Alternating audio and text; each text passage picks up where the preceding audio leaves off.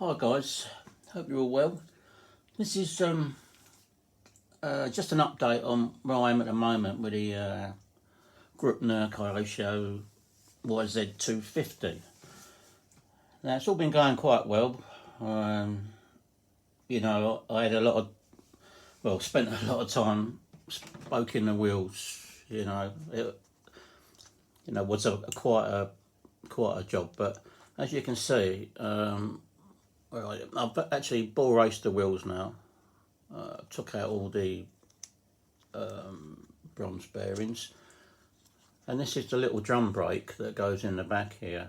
If I can hold that, you can see that actually moves the shoe out onto the drum of the brake. I've just gone around the tyres and made sure the knobbles are kind of stuck on. It's running, fairly true. The tyre's running out a bit, but that took a long while to get that right, and I've checked it again today and it was out, so it's kind of moved a little bit. The thing as well is when you spin this, there's quite a lot of centrifugal force on that. This is kind of the sort of thing, like we've never seen one of these bikes run, and normally they've got a gyro, off-road bike, but this, it's quite a heavy tyre, and there is a little bit of gyroscopic effect there, so you never know, it may be okay, and the brake is quite a strong thing. It's going to run off a cable when I get that sorted. I'm not sure how to glue the tyres on. I know super glue, cyano would be the obvious thing, but you wouldn't be able to buy these tyres for love nor money. And I was thinking to myself, if you ever want to adjust the spokes or anything like that, once you glue it on with cyano, you kind of you're stuck really, because it's a hell of a job to get off. So I'm still thinking on what I should do with it. I may sort of go down the Evo stick route like I used to years ago, so we can get them off again. But I don't know yet. The wheel, I trued the wheel up last week, and it was, today when I spun it up, it's running out of true. So I don't know if it takes a little while for the wheel to actually settle, or whether it's any heat or anything like that, or in the air, the humidity or anything like that. But anyway, that's that. Front wheel as well. I'm not sure what to do about that, but I ball raced the hubs once again. It's just the tyre running out of true, but the wheel's running quite nice, and this has got even more, because it's a big diameter wheel. There's a lot of centrifugal force on that, so this could be what's going to keep this bike up, hopefully, he said. So that's the wheels and ball race. These are all the bronze bearings. Oh, I just got a couple on the floor, but I don't care because I don't meal. They weigh a ton. I mean, look at this one. It's huge, massive, and that went in the, I think, the idler gear. I've managed to put 2 ball races in there. Ball race everything. Now, I'm sure you've seen some pictures of my engine on the net. I'll put a few pictures on Facebook and a couple of bike places. But this is kind of what I've done. I've sprayed it in a barbecue heat-proof paint. Now, I've always used this paint. It's a fantastic paint. It goes on beautiful. I do all my wheels with it, and the biggest thing about it is fuel-proof. You can spill what you like on it, and it just wipes off. It's absolutely fantastic. And I've had a can, I must have had the can for about 5 years. It's lasted so well, but it has actually run out now. So, you see over here, this is my old can, which I've had for years. So I thought I'd go on eBay and I bought another can. Looks exactly the same, doesn't it? That's why I bought it, because it looks exactly the same. So, what happened was, I run out spraying the engine, but I wanted to do all the frame parts with it. So, this is the finish. This is supposed to be a satin black finish like the engine, but it's more kind of like a matte light sort of grey brown colour. It's absolutely horrid, you know. And this paint went on so bad, it was like water. So I thought to myself, what is going on with this paint? So I checked the back of the can, and the old one is made in the USA, the good old USA, and it's really good paint. And when I read on the back of the new can, guess where that's made? The Netherlands, Holland. So I'm not saying anything, but I think the paint is absolute rubbish. I might have to paint it again, because what you have to do with this barbecue paint is you have to paint it, leave it for an hour, then you bake it in the oven on full power for an hour to make it, you know, to cure it and make it heat proof, and, you know, to kind of just to harden it off. But I'm very disappointed. The reason I painted the frame in that paint was because I like the finish, and I know it's going to be fuel proof, which that's another thing. It's so hard these days to buy any sort of fuel proof that actually works. All that it says on a can is it's fuel resistant. Well, it isn't. You know, I've yet to come across a paint apart from this one. I mean, I've not tried to put any fuel on this one. I might go down that line, just try a bit of fuel on it, but I've got a feeling it's going to come off because it's just such a thin paint. Now, if you know, if I can find any other paint, I've actually looked on eBay, and there's loads of heat-proof paints and heat-resistant, you know. So I might try a few others. The old can had a very distinct sort of smell when you sprayed it. It's almost like a sort of marzipan, and it had an absolutely beautiful finish on it. So I'm going to keep looking and trying different paints. But for the time being, I'll leave this as it is. There's another paint called PJ1, but that's very hard, and when you start doing the screws up on it, it cracks and chips off. You know, this is quite a thin paint, what I've used here.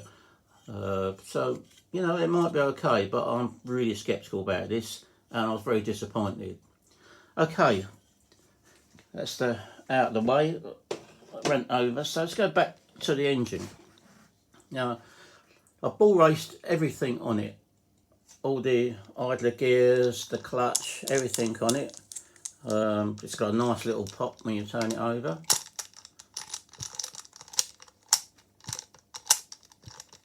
And a little piston up and down in there.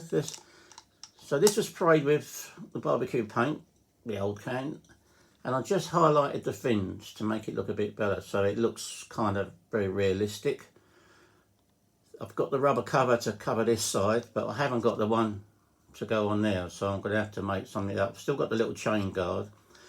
Now, when I put this engine together, I put a little bit of silicone sealer when I joined the two halves together. The bearings fitted really lovely and tight. There's not a bit of play anywhere. You have to adjust. You've got like a bevel gear. I think you've seen the pictures. There's a bevel gear because the little RS10 sits in there, sits that way, and there's a bevel gear that drives this, and the idler gear that goes through to the clutch, and that sort of gear is quite heavy, so that's like a flywheel.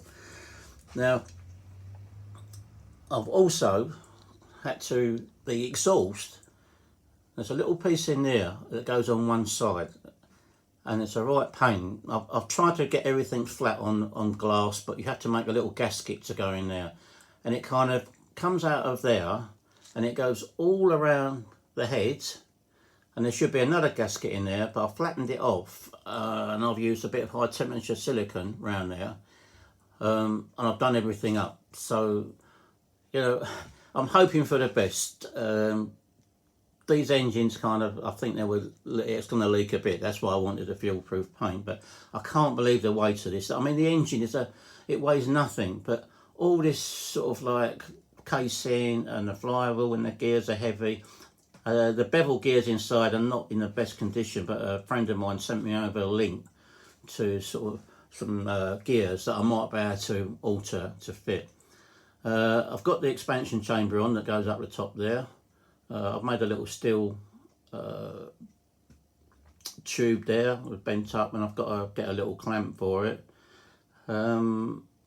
that's made out of rubber actually, two sides, but it looks quite nice. So the rest of the bits and pieces here, you know, I said I couldn't believe how long the shock was, this standard shock. Now, I've been looking at some real pictures of Yamaha YZ250, and they do have an absolute massive shock that goes up under the frame. So I kind of thought to myself, well, this is a lump of brass tube, and the piston is, I think, let's see if I can get it out.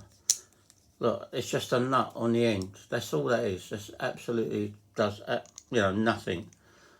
Now, some people might say, oh yeah, but that's how it was made, blah, blah, blah. Yes, I know, but I still like old dampers, and I think this bike would benefit from an old damper. So I made this one up.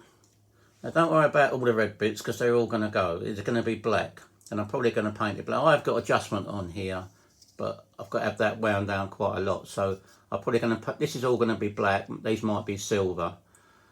And this is, you know, they're going to take quite a lot of oil, because it's a big shock. It's kind of the same length as the other one. I've got a progressive spring on it. There's no oil at the moment, but even now it works lovely. So I think I can sort of, you don't see a lot of this because it's up inside. It's up inside this. This is what the tank fits on. So this is kind of like, you'll see just that kind of little bit there, I believe. So if that's just silver or black, you're not going to know any difference.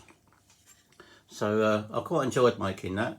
It's 10mm inside ring, 12mm outside. Thread was 0.75 pitch. The little, where the oil seals go down here, that was 6mm diameter. On the outside, I think it was 0.8 pitch, little fine thread on there, and a 3mm shaft. But that sort of works quite nice. I've used the end cup for the spring. I think that's going to work really nice, so I'm quite pleased with that. I've cleaned up the hubs. Now these are the hubs that go onto the front bike wheel. As always, back in the day, you actually just push them on, and then you glued them onto the wheel. And this guy had kind of glued this one on with super glue. I'd get it all off. I don't know what I'm going to use there, but that's got to be glued on. But it looks quite nice and effective. So that's another thing I've got to do. The beautiful castings on the swinging arm, they've cleaned up absolutely lovely. I can't wait to build that swinging arm. This is the cover for the rear brake, the rear hub. It's a little bit strange here because this has been cut or messed about with. No doubt I'll find out why when I start putting it back together. Now the forks. What have I done with the fork legs? Oh no, hang on a minute.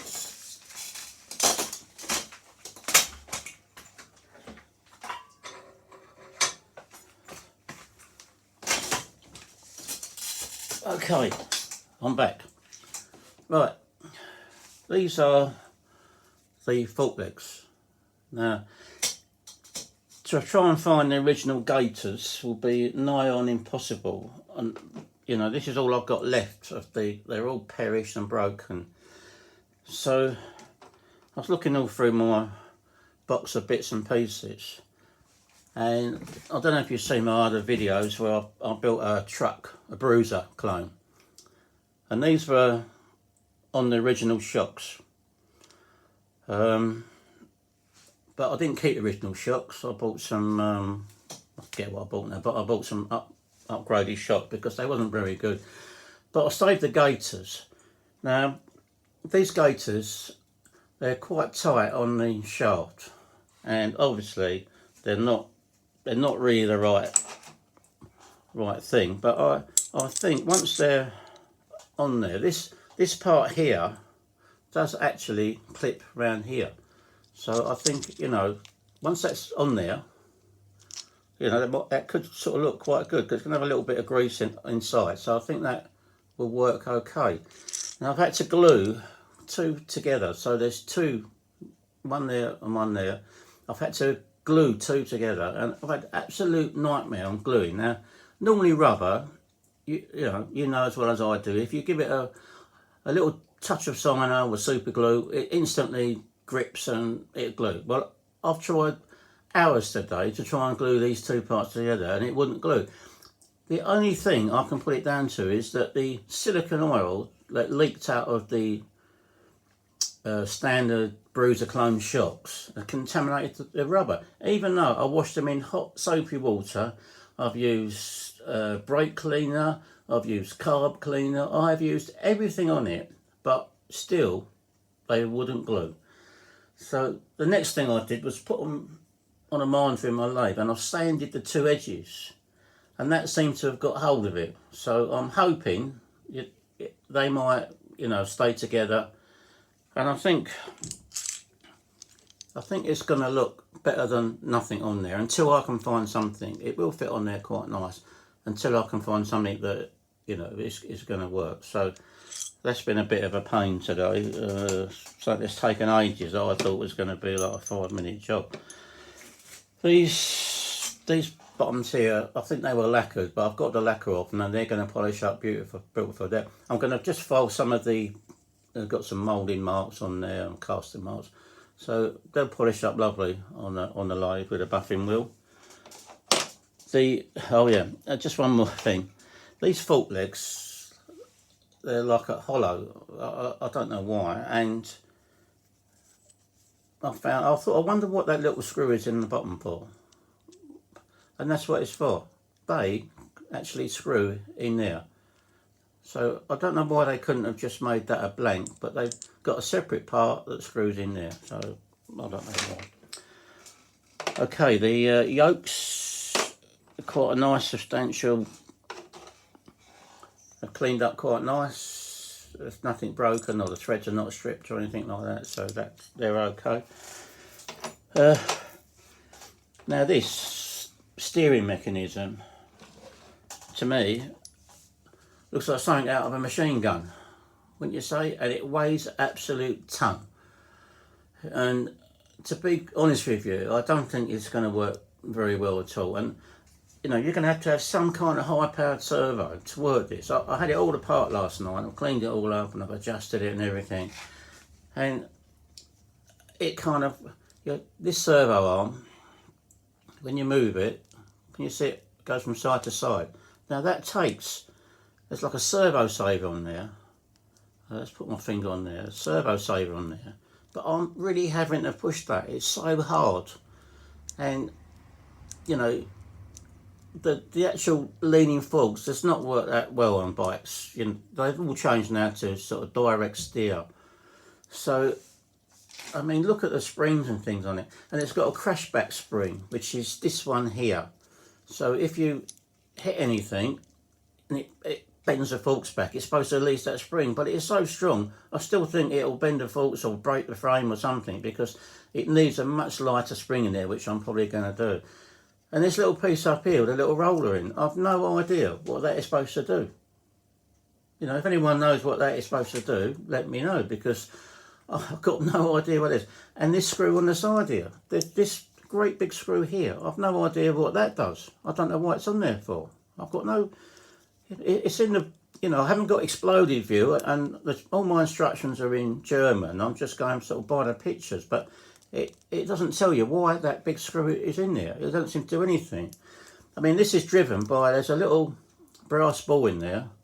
So when you actually move the steering, get in focus, move that steering, it moves that and it moves the head. But I say, there's so much pressure on there. I'm thinking of... going direct steer with it, as all my other bikes are, to lock this up and go like an old damper back to the servo that is in the seat. But that thing is so over-engineered, and I don't know. It's just to me, it's all wrong. But you know, I mean, when they made the elect rider, they had a very lightweight front steering set up in it. It's only like a little plastic piece that kind of went round like that with a little pin in it, and it worked okay. It was nothing like this, but as soon as you got a bit of speed on, you could start to get a massive wobble. I mean, you imagine if you drove a real bike with a hinge in the middle, you know, that's what happens. They get to a certain speed and they get into like a big weave and a wobble and they crash.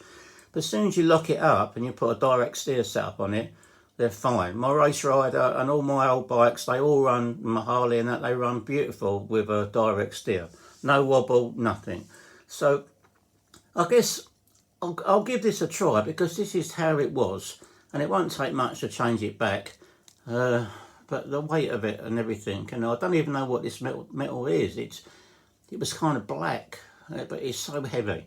So that is the front steering mechanism, which, you know, am I going to keep? I don't know. So that's that. All the frame parts here are all been painted. Don't start me off about the paint again because I'm very disappointed with that. Here is the little clutch that I told you about that we all had back in the day with them little springs on. They went in absolutely everything. The mudguard I've managed to repair. I've used the plastic weld on the inside and I just put that little patch over it, but the actual weld kind of like melted the plastic together. See, that's sort of yellow in there. Well, it was yellow on the outside, so I didn't really want to paint it because once again I wouldn't be able to find fuel-proof paint. So this bit's going to go underneath. You won't see that. So I've actually done it with a little bit of wet and dry and a little bit of T-cut, and I've cleaned it up and I've got quite a nice shine on it, and that's actually sort of ready to go back on. So that's come out okay. Same as the rear mudguard. I've managed to find a little piece of plastic off a Kyosho bike. This is a battery holder. And I glued it in there, went in there absolutely perfect. And I put another little piece in there. So you won't see any of that because it's underneath. And once again, I've managed to polish this up because it was yellow. Give it a good polish. And I've got it back to white again with a little bit of a shine on it. So I'm quite happy with that. These side plates, I've had a little go. I've actually repaired that, but I've got to make a new piece for that side. So I'm trying to find a thin kind of plastic that's going to sort of weld to that, and I might sort of make it come down a little bit lower into that to add a little bit of strength into it. So that's that. The other ones, I've actually repaired both of them with welds, so that just needs a rub down. I'm hoping, I think these have been painted because they're still white, but I'm hoping I just managed to polish them up. I've got a new set of decals coming, hopefully, from, I think it's Germany, can't remember now. And the tank. Tank's polythene. It's quite a nice little thing. That's not the right lid for it, but it'll have to do for the time being. It's kind of less like a stopper, but it'll do for the time being. There's a little outlet. I'm going to put a tap on there like a real bike because I think it's going to be prone to flooding. It's right above the engine, but like I say, if I make the pipe long enough so it goes down and back up again, hopefully it's going to be alright. So that'll look nice with the new decals on. This is the plastic or the rubber side cover for the engine. Now it's not in a greatest of condition. I'm not sure what I'm going to do with this. It sort of fits on, don't look too bad, but I'm thinking of maybe it's kind of got all baggy, it doesn't fit tight, but it's got perish and that. Whether I can make machine one out of a piece of alley, like a billet or something like that, or maybe strengthen this one up or something. I don't know what I'm going to do with this yet, but I wanted to highlight the the Yamaha. Where are we? It's just got Yamaha written on there, but someone slipped with the starter and it's taken off part of the wire, but I'll still have a go at doing that. It's held on with 2 screws, but I don't like anything about that, but so that's the thing I'm going to have to look at. So I think that's about it. Oh, here we go. The the dreaded seat. Now look at the size of this seat. You know, I've said to you on many occasions, I think in the last couple of videos on this, that the seat is a hideous thing because they had to put two massive servos underneath, you know, and you think the battery, the receiver, back in the day, everything was like, they were big, you know. I'm hoping to make this, you know, a little bit lower, working on the frame. And the other thing, once you put these side panels on, it kind of, I think that goes on there, and that one goes on there. It kind of disguises it a little bit, you know, from it sits right up there like that, so it disguises it a little bit. But if you imagine if you could kind of make it a little bit smaller and maybe not so wide, it might look okay. Because, you know, when it fits on a bike, it's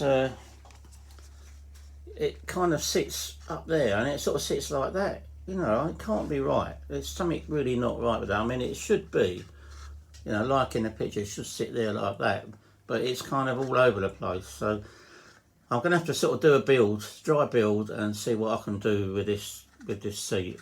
It is a hideous thing, but you know, what else could they do? I mean, the electric one of these looks even worse because there's just a great big gap in between the where the motor is and the top of the frame. So guys, that's where I'm at the moment. I think you agree, this is kind of one of the best looking little engines that you could ever, you know, see. It is a, you know, a work of art. It'll run okay. You know, it's only a little OS 10, but I've got one in my race rider, and it, you know, if I just get it to run, that's all I want to do. I just want to go up and down the field, and I'll be over the moon. My race rider, I can run it round for a whole tank, and it's a beautiful thing to drive. My Harley Davidson, once I put it to direct steering, I could put a quicker motor in, and I think you've seen the video. I've got the video of that running on YouTube. I took it out last week, and it's a lovely thing, you know. These old bikes, they can go well. The elect rider, you know, you'd be surprised. Once you change the steering on that, it runs absolutely lovely. So I'm going to sign out now, guys, but I hope you like the video. As ever, subscribe or give me the thumbs up or whatever. And I'll see you in the next one. See you later, guys.